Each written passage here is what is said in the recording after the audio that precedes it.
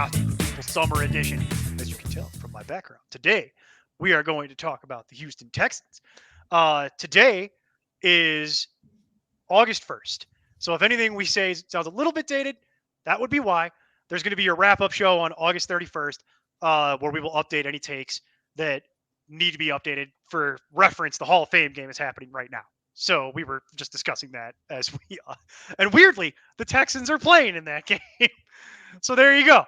You might get a couple weird live updates along the way while we go through and break this down. But as always, I'm Neil Smith, joined by Jason Draven at that FF Nerd and Mason Cameron at PFF Mace.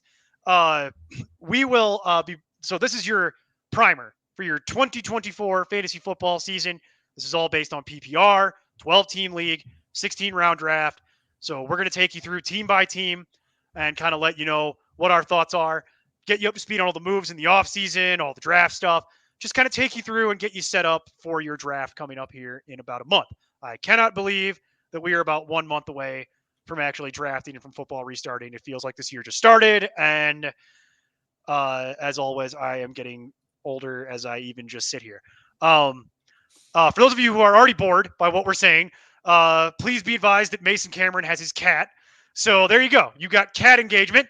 So while I get through the last of the PSAs, cat engagement. There you go.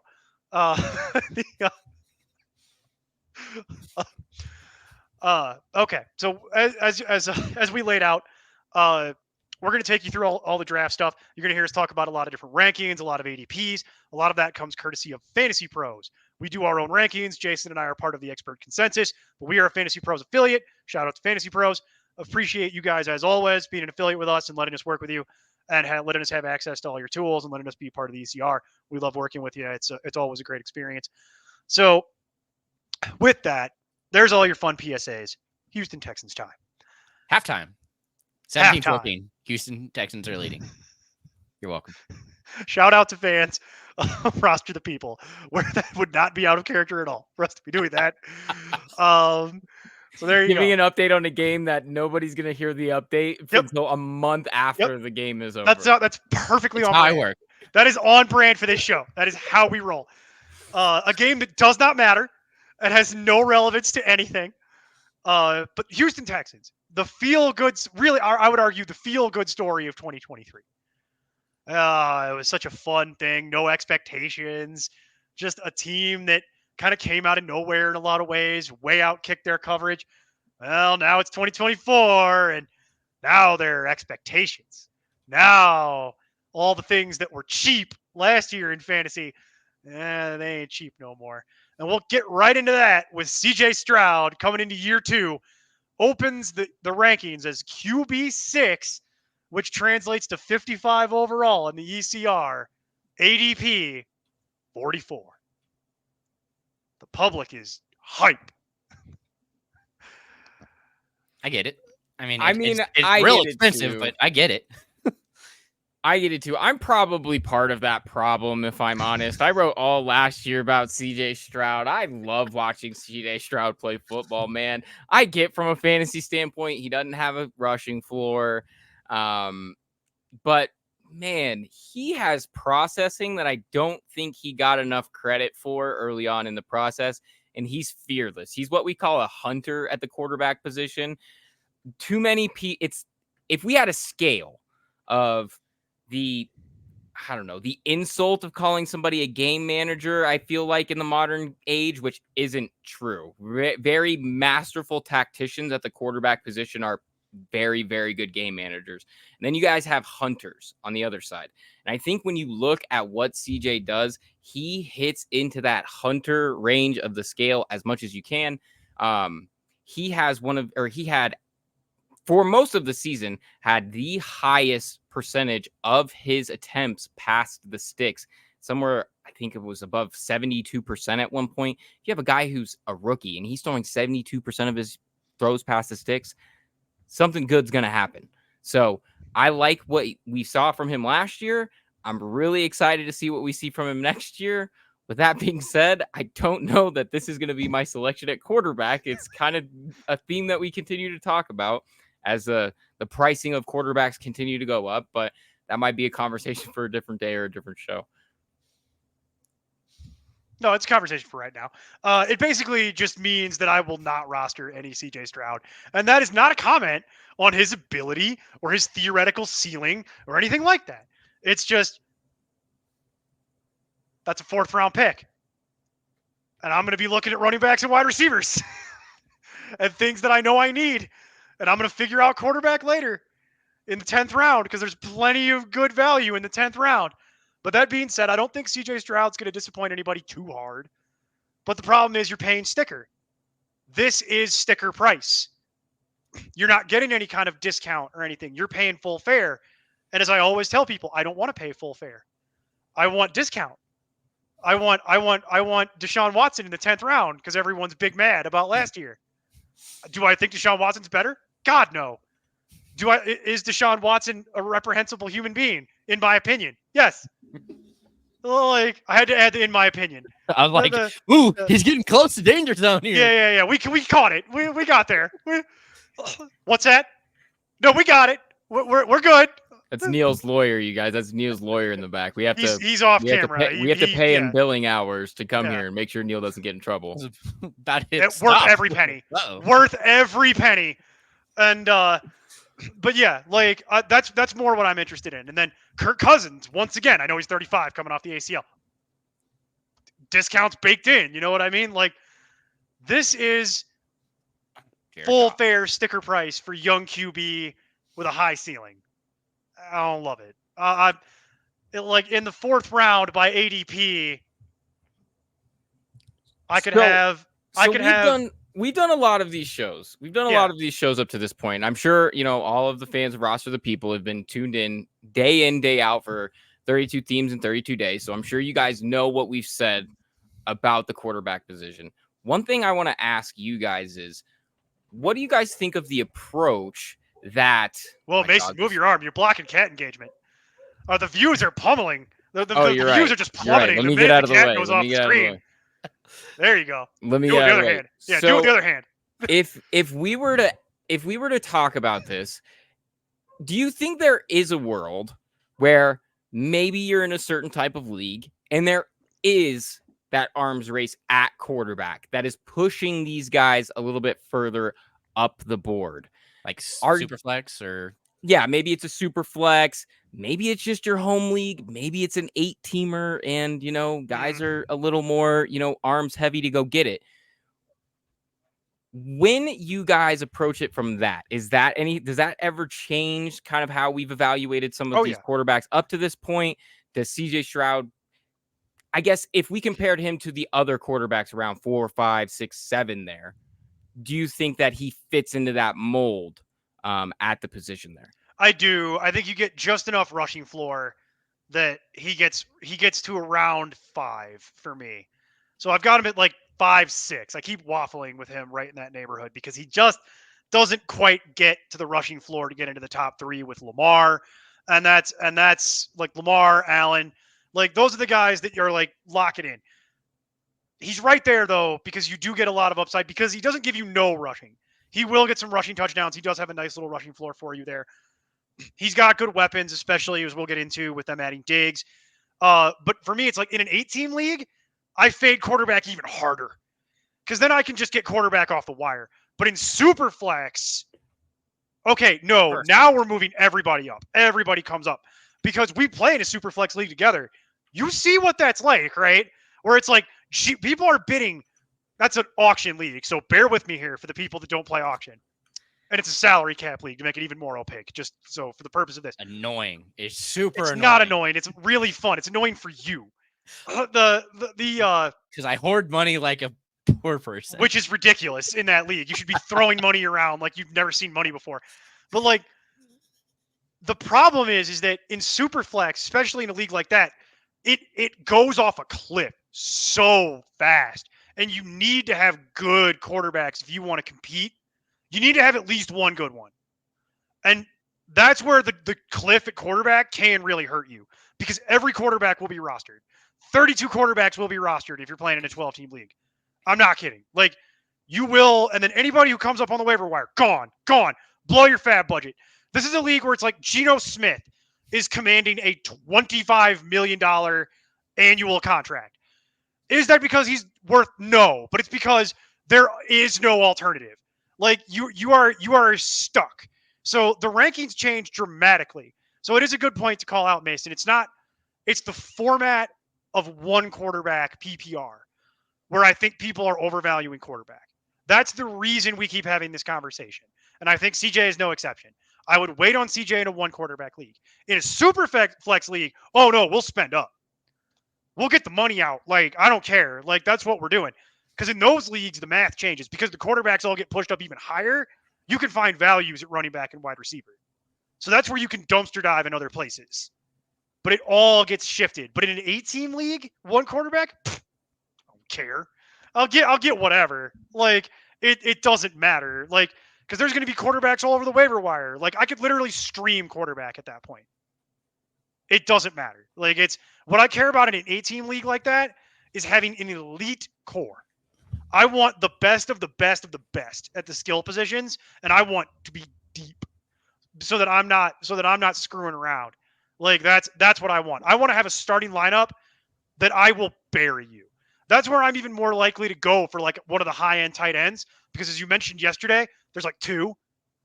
So it's like in an 8-team league, I'd rather do that. Give me like one of the high-end tight ends because there's only 2, and then elite skill position players, I'll stream quarterback and defense. I don't care.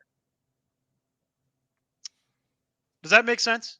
Yeah, no, I think you painted it good. I think you painted it well. And I think that's a question because obviously, I mean, we have a pretty running theme here where we've been fading quarterbacks. I think we as a site tend to think that. I think that that's a pretty prevailing strategic, ideal in fantasy football in general, especially in one quarterback leagues. But I definitely think that when you do have to invest, you have to know who to target. This isn't a terrible guy, as you just said. He's going to have a bit of a minor rushing floor. I don't see his rushing floor quite as high, but you are right. He does get in the end zone a little bit. He can move. He would prefer to throw, but he can move. And when I look at it, that might be one of the guys that, hey, when we talk about the top 5 or 6 guys at the quarterback position, like you said, you're waffling right between that 5 or 6 line. This is a decent spot for him in terms of if you are in that super flex look. Now, granted, our ADPs here are for one quarterback leagues, which why we kind of get animated and then the public has spoken, so the public has made up its mind, and there you go. So It's like that just tells me, nope, not rock out, baby. I'm going. You zig, I zag. I'm going the other way. So that's how I look at it. Jason, do you have anything here, CJ Stroud related? No, Jason's saving it all up for wide receiver. Historically, folks, this is the Jason Draven wide receiver hour. So he's going to let us do our thing, and then he's going to talk the entire wide receiver segment. I think is how this is going to work. So it's okay. Just let him. We have to let him take the Nico Collins victory lap. I'm just gonna lay out for him when we get to wide receiver. When we get to wide receiver in general, I'm probably just going to mute myself and like walk off camera. Like it's the Speaking of game managers, Davis Mills is still the backup. So there you go. All right, running back. We've talked about running back on other shows. Weirdly, this has come up. It's just because of function of it. So for those who maybe haven't been paying much attention, Joe Mixon is now on the Houston Texans. He's kind of a cap casualty of the Bengals. They can't really afford it anymore. And Mixon has been a top 12 running back how many years in a row? It's at least 3. Is it 4? It's at least 3. It's minimum 3 years in a row in PPR. Joe Mixon's been a top 12 running back. I want to say it's 4 offhand. I'm doing that without looking, so bear with me. But I think it's 4. It's at least 3 though. And he opens the year as the RB 14, which would translate to 45 overall. ADP is 43. And for me, sounds about right. You're talking about a guy who's getting older. He's on a team that doesn't run as much as the Bengals did. But he's brought here to be the guy. You'll see what I mean when we go through the other names in a second. He's the guy on this team. He's going just outside of RB1 range. He's another year older. He's got some decent amount of tread on the tires. But I don't hate it. I think they are going to want to establish the run, if for no other reason than they have to, just to present some kind of balanced offense. They can't do what they were doing last year as much, which was just throw, and play zero defense. where every game is a shootout. You play no defense and throw. I don't think that's who they want to be. I think that's just who they had to be last year with the personnel they had. I think if they had their way about it, they'd like to run the ball more. So also, That was I don't know. last year. What's that? They're going to throw the shit out of the ball.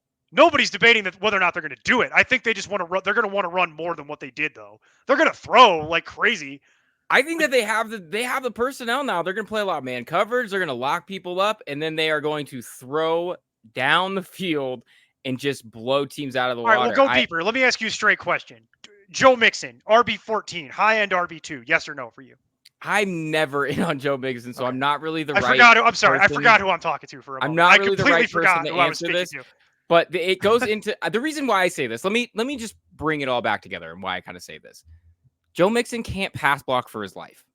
Okay, that's true. That's a real thing. And the other two guys are decent pass blockers. Cam Akers was decent in his limited showing last year, and Damon Pierce is a little bit better than that in his showing. I mean, he didn't allow any pressures or sacks or anything. He also didn't get a ton of reps. That's what I mean. It's like, right. Yeah, so he did good, but the sample is very small. The sample isn't huge, but it goes into where I would say is like, you have to put that into play, especially if they do want to throw. And I think given where they made their investments at wide receiver and how well CJ Stroud had thrown last year, I think that while that might have been their approach, I think that now they can sit there and go, hey, we have some trust in this offense.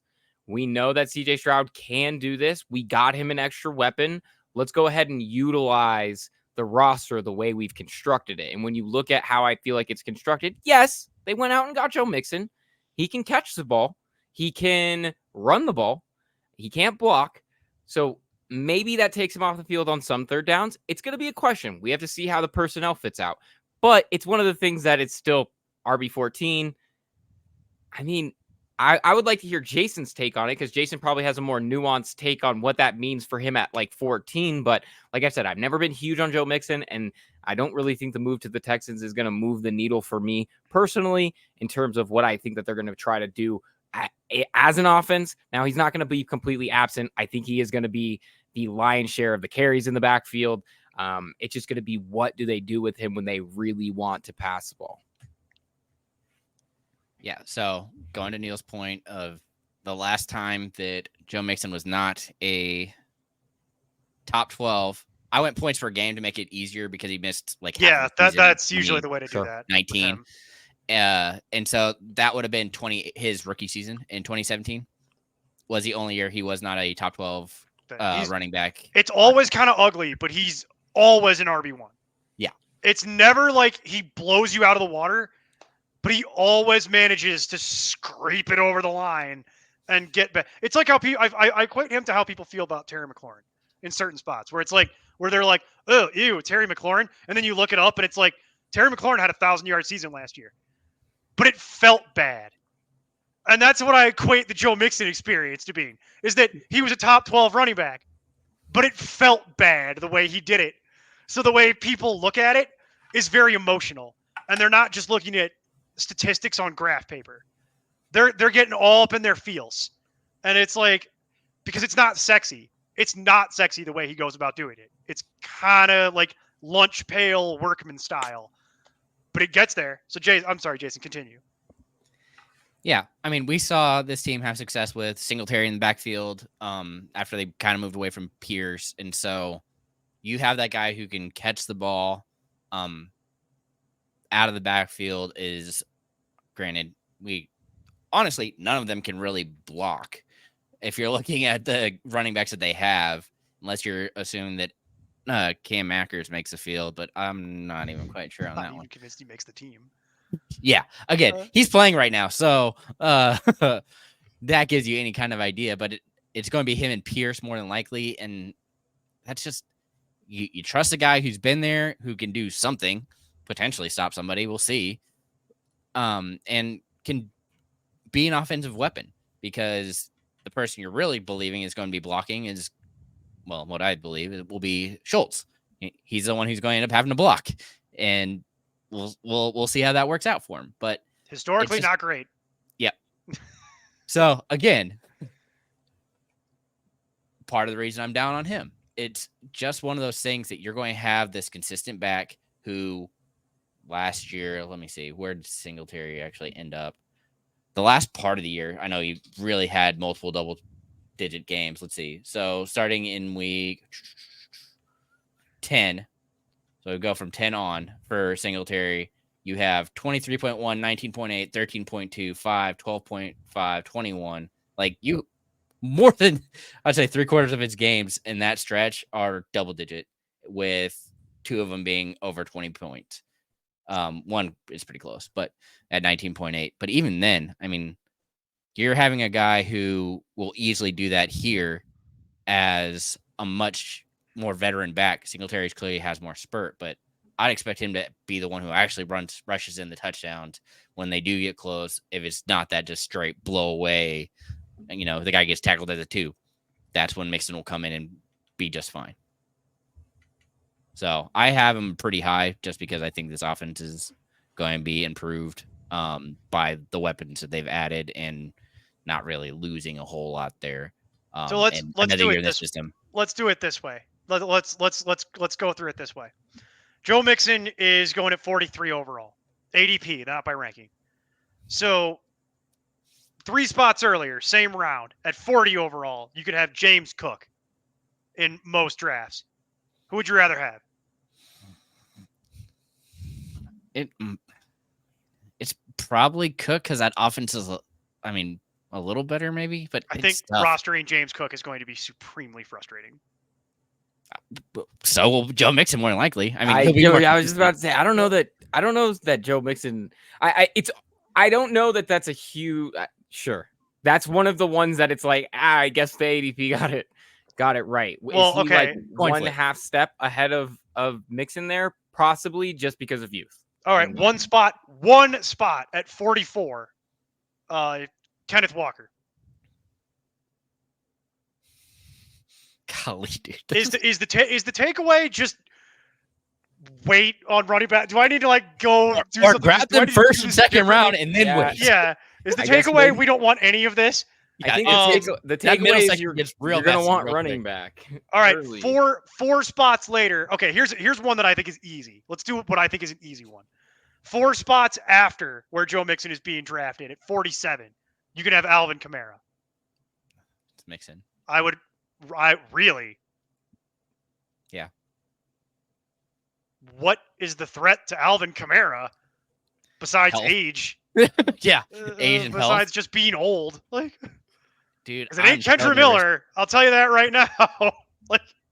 I did not like how they used him last year, and so with that, I didn't see what I'd seen years prior. It makes me very nervous for him.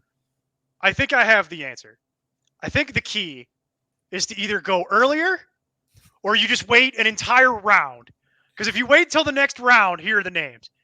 A full round later, Aaron Jones, James Conner, Ramondre Stevenson, David Montgomery, DeAndre Swift, Zamir White. Zamir White would be 2 rounds later. Zamir White is 2 rounds later. Najee Harris is 2 rounds later. Raheem Mostert is getting to 3 rounds later. Is that the answer? Is the answer we just don't want any running back in the 40s? We're just skipping the 40s. I think it's whatever your flavor is. Whatever your flavor in expensive and terrible risky running backs is, go for it. That's kind of whoever your guy is. Whoever you hit up in your group chat and you're like, oh man, I think he's gonna have a good season. Just go ahead and do it. That's not helpful. I know it isn't. That's not helpful. I know it isn't, but neither is Joe Mixon. So I don't. Oh, get out of here. He's an RB1 every year. You heard him. We did the math. I like guys who can pass block. All right. I don't need you to run the ball. They don't give you fantasy points for pass blocking. That's not my problem. Yes, it is. That's the point of the show. That's what we're here to do. This is why I don't invite the real, actual football analysts that actually watch football. I invite the nerds that just play fantasy. Also, fun fact, you guys, I didn't know this until just a second ago. I looked at it.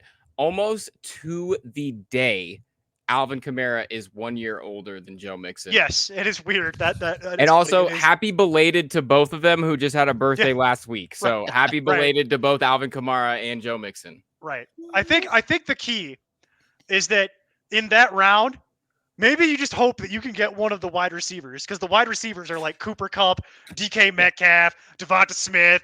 Like it's like those are things that I think people are a little more excited about just in general. Maybe that's what it is. Maybe that's the key. I do not. I will be on the record. I'll go out on a record. I have no problem with taking Joe Mixon at his current ADP. It's fine. Oh with yeah, me. that's a great value. I If he's I have him if ranked really high for yeah, my at running his back. current ADP, I have no problem rostering Joe Mixon. He's probably my RB2 at that point.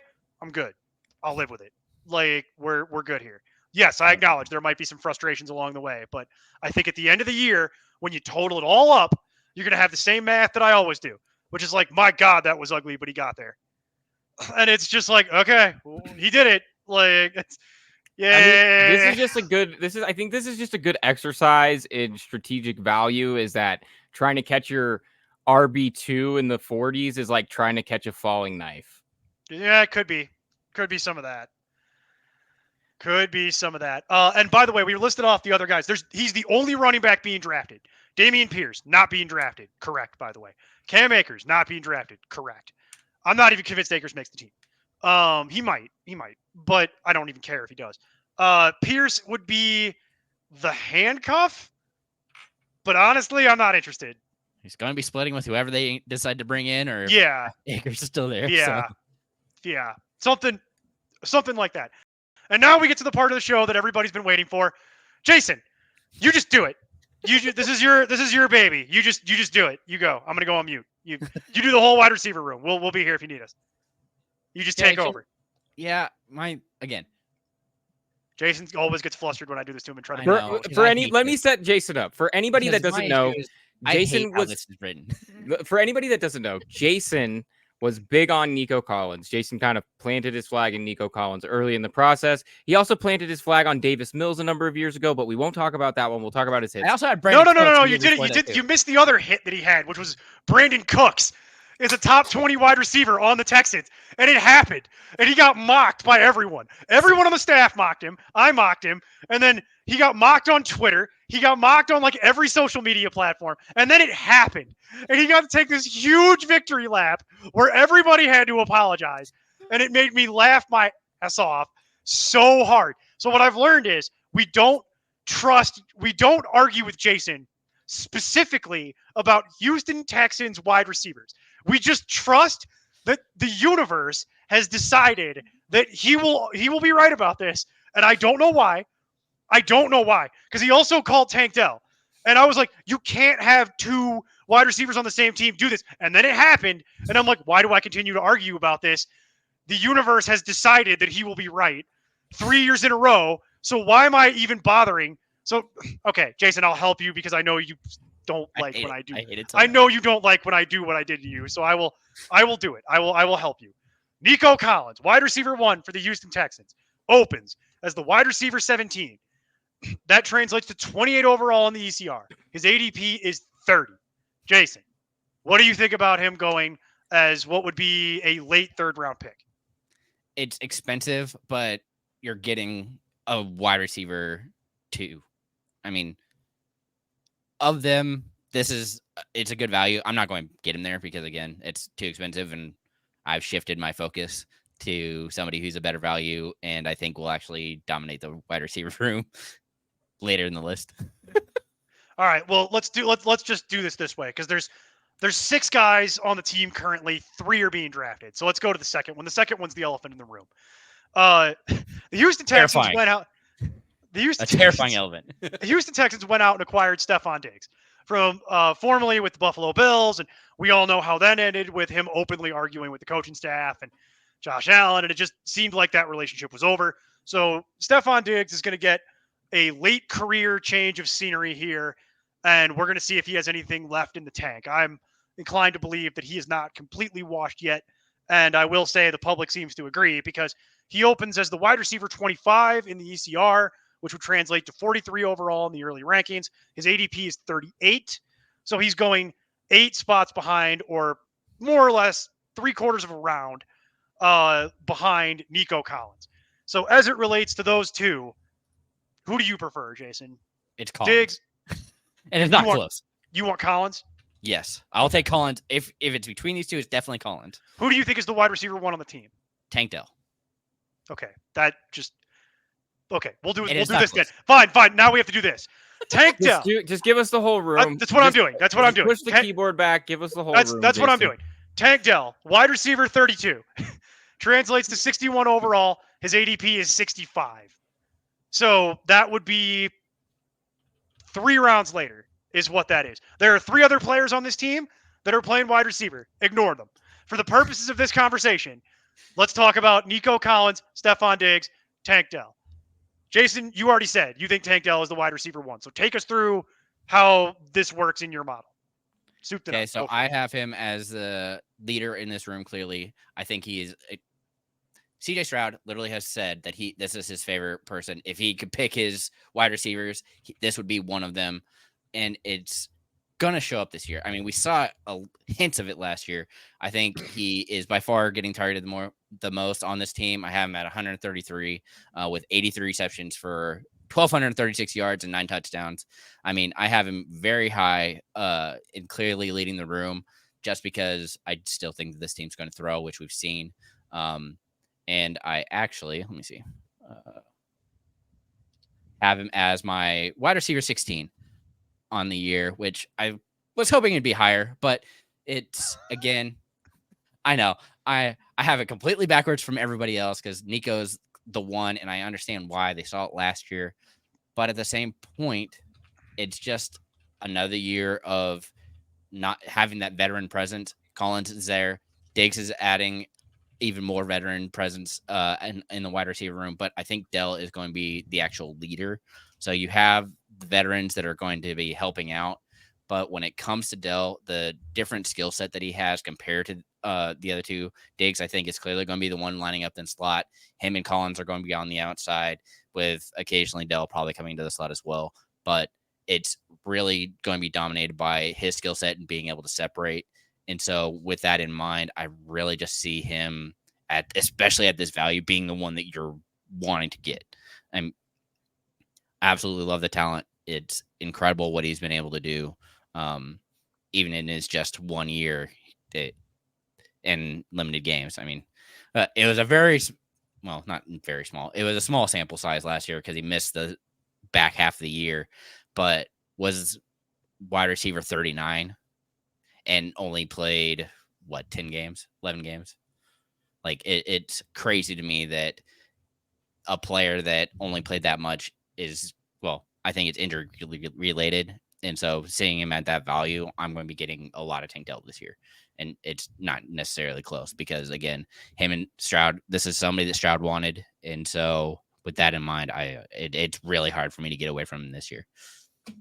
To play devil's advocate, as far as how they approached the signing of Diggs, unfortunately, I think Diggs fits in to the situations that they went to target Tank Dell in a lot. Tank Dell at about 25%, a little bit right above about 25% of his snaps from the slot. We know Diggs takes a massive amount of his workflow from the slot, not more than he takes out wide, but it's something that while they can both do that together, and hey, it may end up being very scary. I can see what they're going for, putting Nico at the X and putting Stephon and Tank over there to run their little 2-man game on the outside. I think it can be very, very flashy. And I see what you're saying too, where the value is like, hey, you're getting him 30 picks later. Like that's quite a bit of value. I think it's tough though, because top of the 6th round is what 65 is. And I think it's tough though, because I think we're discounting Stephon Diggs' disgruntled behavior as his inability to play football now. No, I don't think that's it at all. I think when we talk about aging receivers, spicy. The ones that age the best are guys that run masterful routes. And Stephon Diggs is one of the best route runners in the NFL, bar none. I need to fan myself. It's getting hot in here. So, I think that when I see that, I Stephon Diggs' understand. agent will be in contact. So I can see where the ADP of Stephon Diggs is coming from. I really can, because I think a lot of people are projecting a lot of what we saw from Tank Dell to be given those situations, those plays in the playbook are kind of be probably run by a guy with a little bit more experience, and frankly, a guy that's not coming off of an injury. Maybe. I think all of this is overpriced.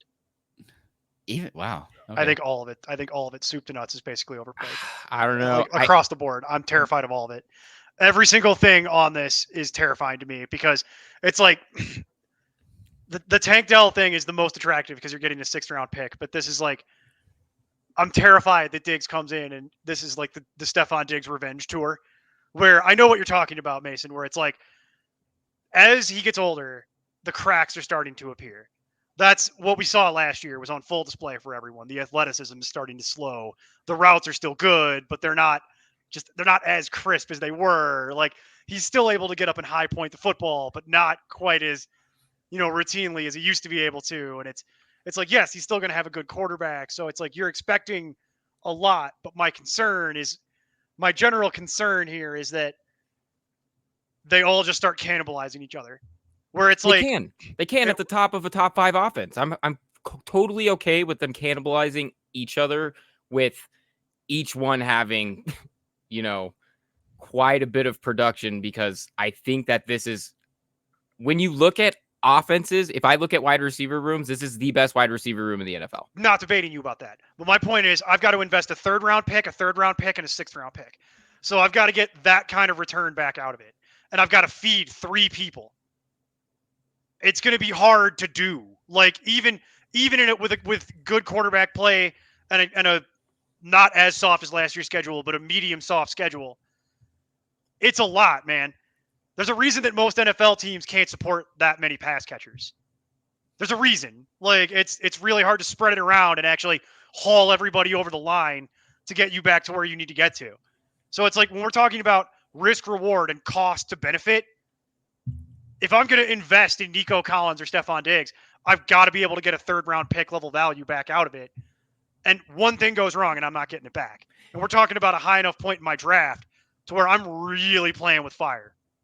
But that being said, I could see a situation where I like your comment about the 2-man game with Tank Dell, but it's like, there's a problem with that, which is that Tank Dell coming off injury, and then it's like, okay, well, if they start going to Diggs more, okay, great, Diggs eats, but now Dell, the one I'm most interested in is Dell, because that's the one that I have to invest the least amount in. That's all it is for me. It doesn't really get into anything more or less than that. And that's where I'm like, this whole situation makes me nervous. So maybe y'all are just have bigger balls than me. I don't know. That might be it. See, I think part of it is one of the transitions that I feel like we are seeing more at the pro game is this transition to, we saw a complete, how is the best way to put this? And the embodiment of what this kind of new approach to offensive football is, with kind of that early Dolphins team.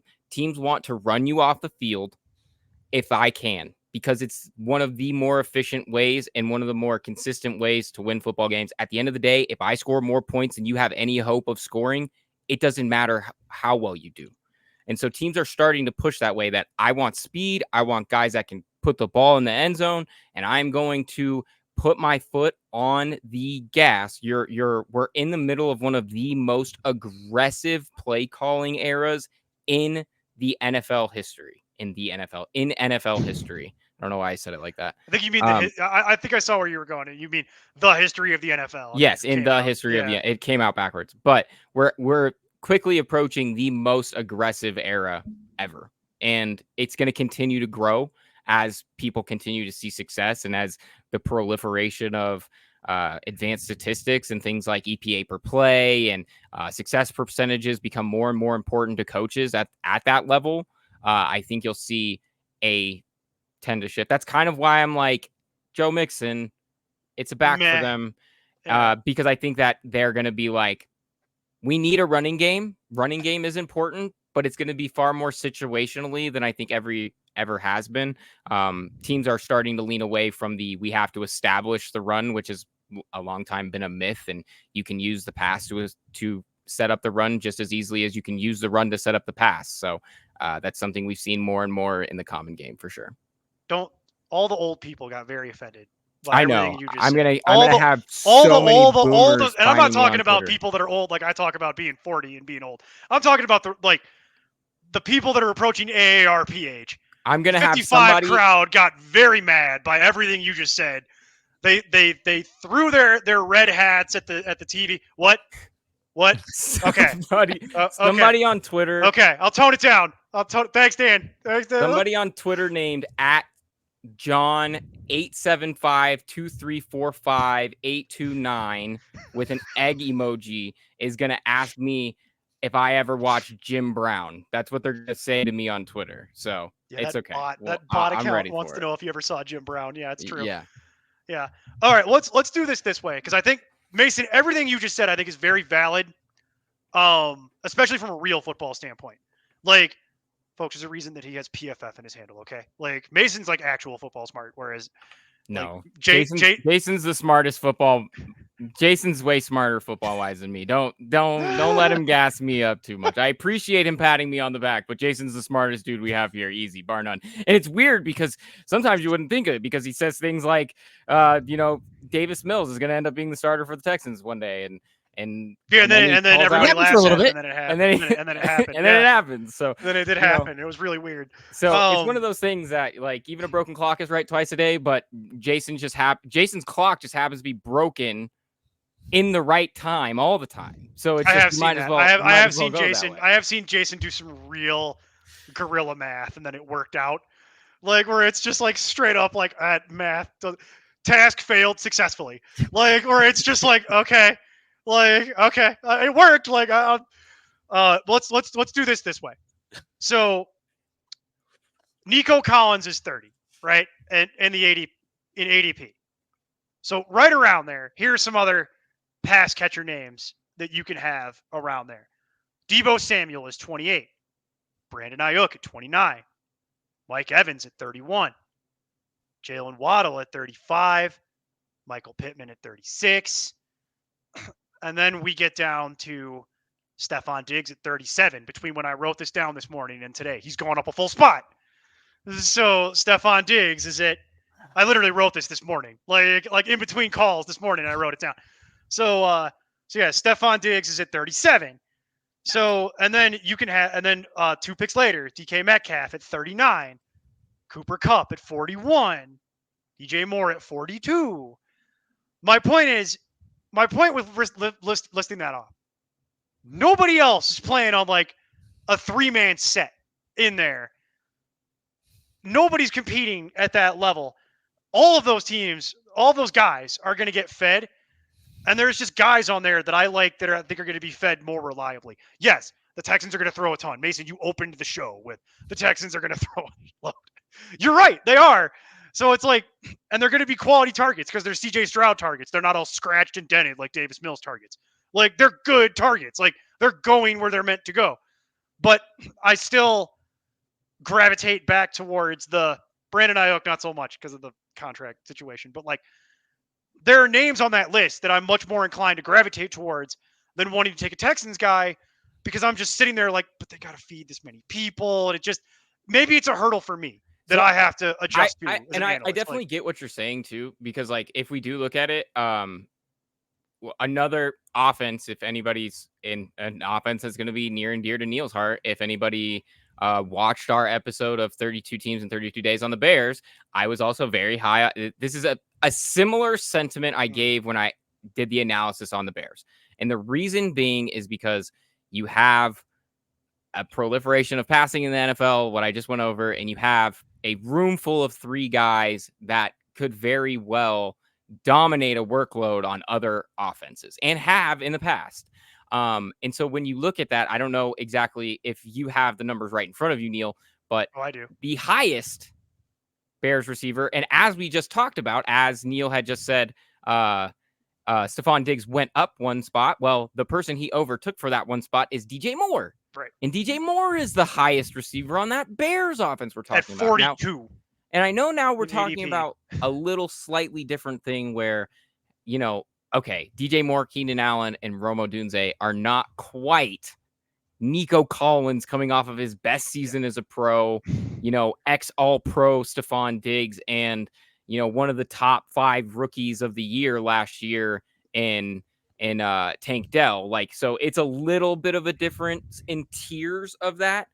So this is where the value play that you're talking about does come in. Will they be very successful? Can you make good with all these guys having very lofty draft statuses? Yes.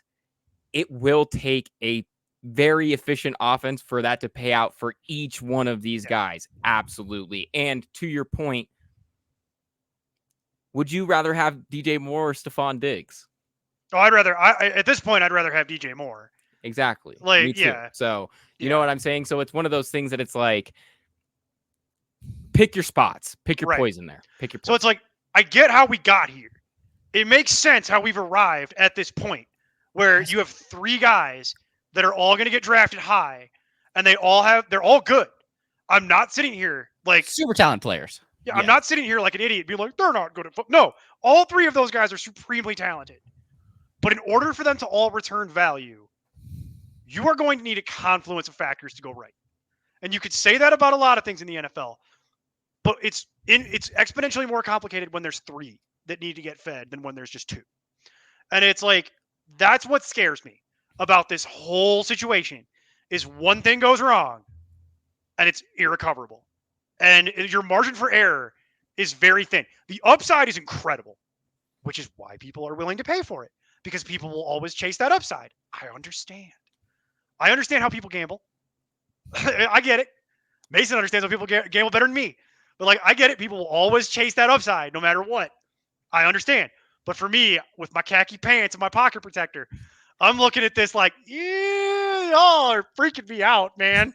You're scary. I don't love this. I'd rather take Mike Evans, you know what I mean? Because I know what I'm getting. You know what I mean? I know what I'm getting with Mike Evans. He's the one. He's going to get the targets. They're going to run him until his legs fall off. It's Mike Evans, for Christ's sake. How many years in a row has he had 1,000 yards? 10? It's eventually it will fail, but I'm willing to roll the dice because I've seen it so many times. That's more where I come in. And then, to your point, a little further down the page, I'd rather just roll with DJ Moore than deal with a Stephon Diggs. Is the Texans offense better? Yes. Is CJ Stroud a more polished thing? Yes. But it's I'd rather just have DJ Moore because I know he's the one on that team. And he's going to get fed. I know he's going to get fed. That's the whole reason they just paid him earlier this week all that money. They're going to feed him. So that's my whole thing with the Texans. Is this whole situation freaks me out in a very real way. And that's why I gravitate to where Jason was saying, where it's then just if I'm going to do it, then just give me Tank Dell in the 6th round. Because if that goes ping, it didn't cripple my season. Whereas the other 2 guys, that could be an unrecoverable injury for your entire fantasy team that you never can get out of. That's my fear. So I'd be more willing to trust Collins than I would Diggs, though. Just because Collins is more likely to have a bigger game due to his youth and I would agree. I feel like we definitely skated. Sorry to interrupt you. I feel like we skated Nico a little bit, but I agree with what you're saying. Yeah. No, Nico's won for a reason. Yeah. He's younger. He has big games. Yeah, he has huge games and he's a lot younger. So it's I get it.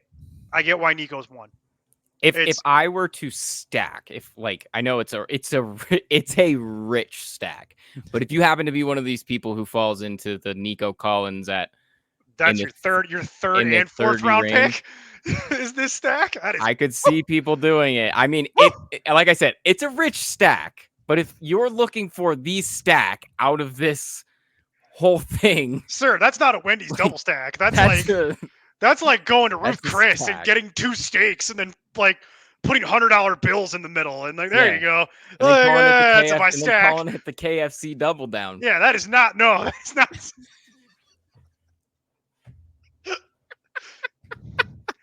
All right. Well, tune in tomorrow. We're not topping that, so I'm just ending the show.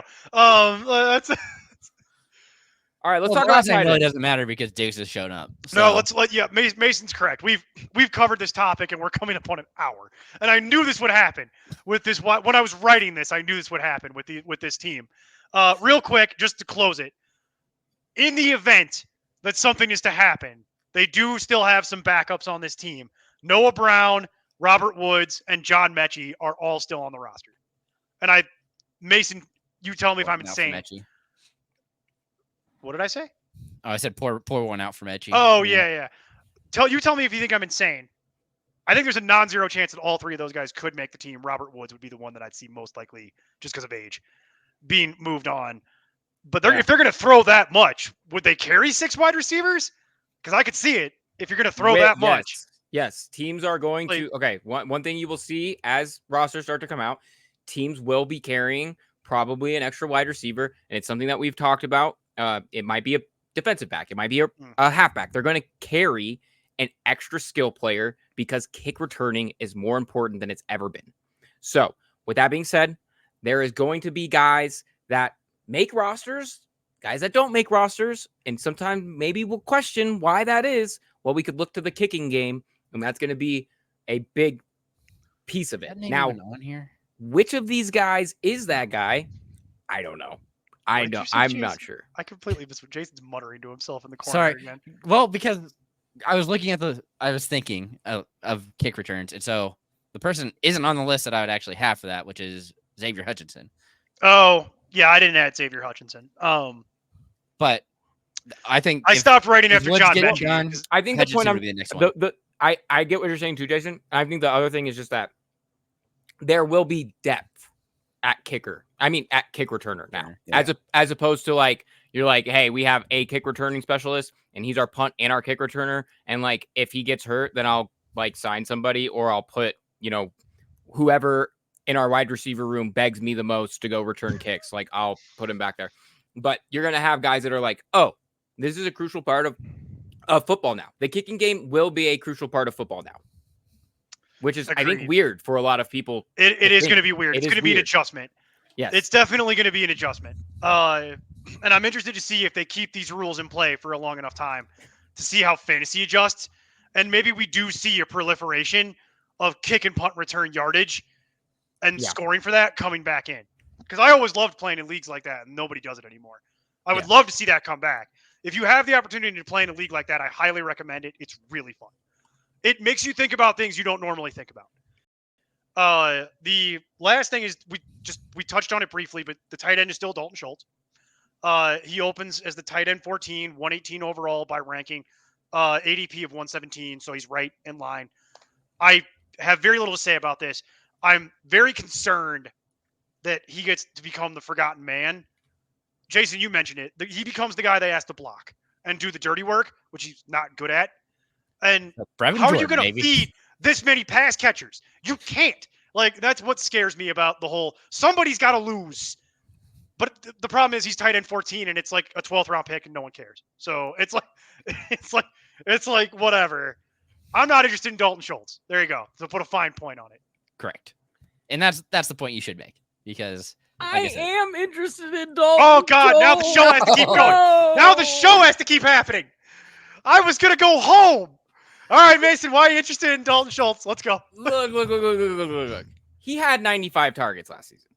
He did. He had 95 targets. Can't argue with that. He did. When we talk about we hit this on the head, abolish the tight end, whatever. But literally, tight end's a dumpster fire. If I'm going to take one of these guys, it's not the top two. If you don't get one of the top 2, 3 guys, whatever, this might be a guy you target.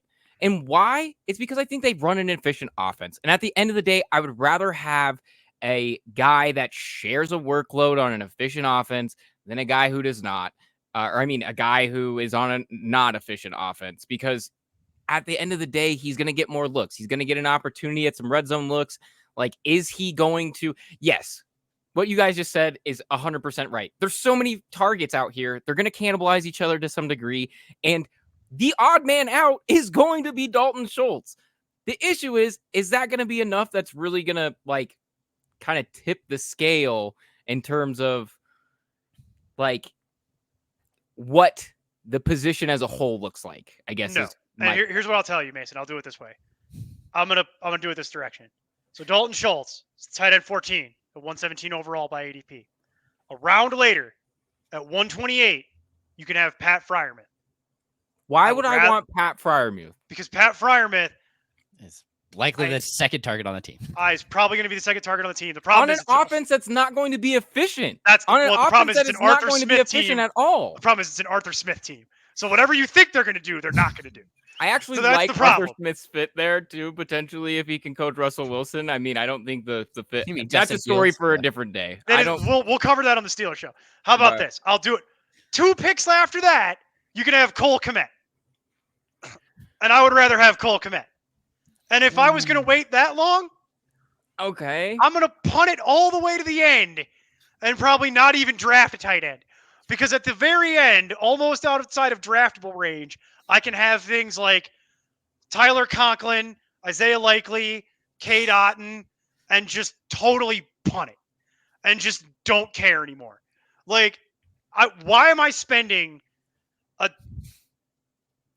10th round pick on Dalton Schultz to get nothing when what could very likely be nothing? How about that? At that point, I might as well wait one more round, see if I can roll the dice into something I want. It might actually be okay. Or just say screw it and just not even bother. And just pick up a tight end off the waiver wire like before the start of the season and just stream it. I mean, you can do that. And I think most of us will be doing I recommend doing that. Frankly, I'm actually recommending I'm not saying that you shouldn't do that method. I think that would probably behoove you. Yeah, I'm literally recommending here that saying, to people. Like, if you are... Like, I think you can get worse at tight end than Dalton Schultz. And I think it really comes down to... I listed off several guys that are worse at tight end than Dalton. Right. There are several people on that list. Like, I know you said Isaiah Likely, but, like, we're also talking about the second tight end on a team that Isaiah Likely's not even starting. Like, I just did that because he happens to be on the list. Like, one of those things that it's like, Jason, we are literally looking... I will drive to Kansas. I will drive to Kansas. I'll see you tomorrow. Buddy.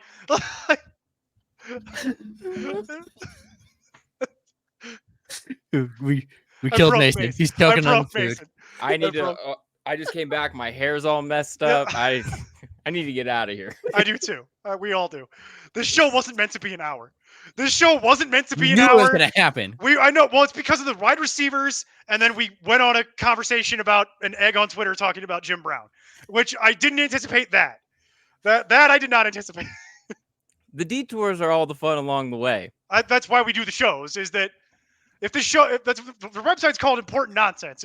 We got to deliver on some of it. You know what I mean? Like, this does happen.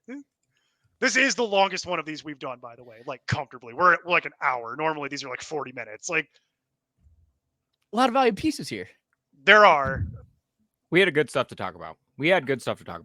Sure. And differing opinions, which is always what drags this out. Because when everybody just shows up and agrees, it's like, yeah, okay, next topic. Like, yeah, like, anyway. All right. Well, let's leave it there. Mason is a little bit more inclined to recommend picking up Dalton Schultz for various reasons. I'm advocating just saying screw it and just picking up a tight end off the waiver wire before the season starts.